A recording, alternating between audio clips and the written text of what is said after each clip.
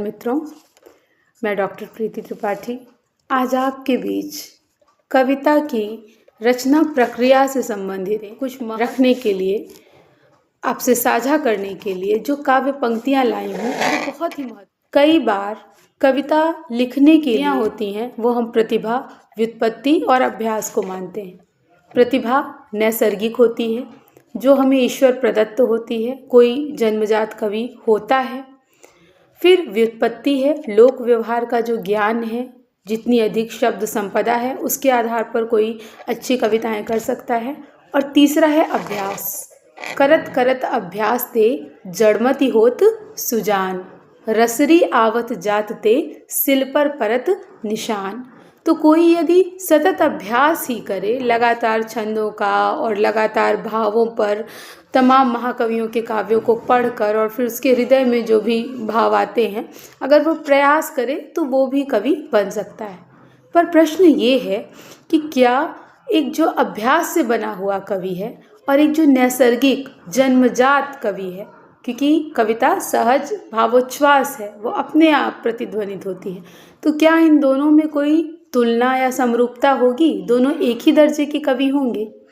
इस पर एक टिप्पणी सी करते हुए रीतिकाल में भी रीति का व्यंग निरूपण की पद्धति से मुक्त रहने वाले जो घनानंद, बोधा, ठाकुर, इनमें ठाकुर लिखते हैं, सीख लीनो मीन मृग खंजन कमल नैन, सीख लीनो जस और प्रताप को कहानो है, सीख लीनो कल्प वृक्ष कामधेनु चिंतामणि, सीख लीनो मेर और कुबेर गिरी आनो है।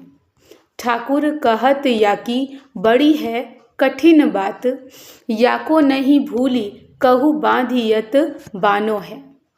डेल सो बनाए आय मेलत सभा के बीच, लोगन कवित की वो खेल करी जानो है। अब काव्य रचना जो इतना महत्वपूर्ण मुद्दा है उसको लोगों ने मानो मजाक सा बना रखा है। क्या ये संभव है कि हंसी हंसी में कविता की रचना की जा सके?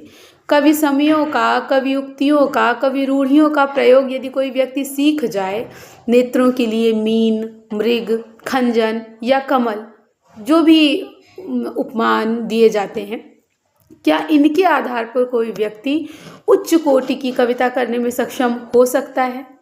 जबकि रीति काल में ही रीति काव्य धारा के जो प्रवर्तक कवि हैं घनानंद, वो कहते हैं लोग हैं लागी कवित्व बनावत, कि लोग तो लगकर कविता बना रहे हैं लेकिन मेरे व्यक्तित्व की निर्मिति में कविताओं का बहुत बड़ा योगदान है, मोहि तो मेरे कवित्व बनावत। यानी रचनाकार ही कविता नहीं करता, कविता भी रचनाकार का निर्माण करती है, क्योंकि कविर भवः काव्यम, कवि का जो कर्म है वही काव्य है।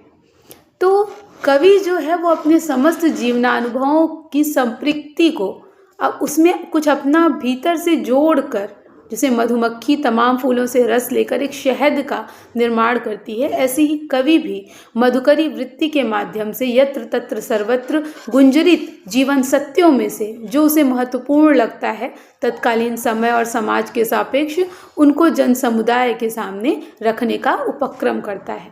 तो कविता की रचना प्रक्रिया से जुड़ी ये एक बात है जिस पर हमें विचार करना चाहिए कि कविता हो तो किस तरीके हो, और क्या सामान्य कवित्व वाले जो लोग हुए या किसी ने अभ्यास के माध्यम से, यदि उसके भीतर जन्मजात सहज नैसर्गिक प्रतिभा नहीं है तो क्या केवल अभ्यास के माध्यम से कोई महाकवि बन पाया?